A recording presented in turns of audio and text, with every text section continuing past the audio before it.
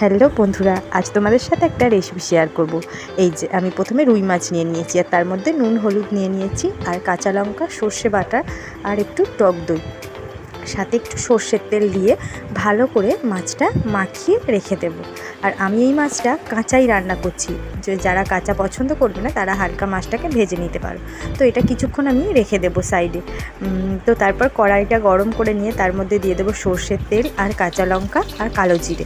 তো এটা একটু ভাজা ভাজা হয়ে যাবে। তো এইটা মানে কি বলবো, দই কাতলা টাইপেরই, কিন্তু একটু অন্যরকম।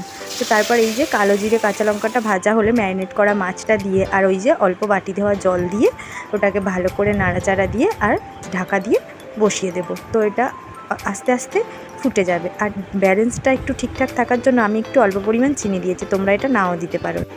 দেখতে যেমন সুন্দর হয়েছে, খেতেও তেমন হয়েছিল। এবার তোমাদের কেমন লাগলো কমেন্টে বলো। বাই।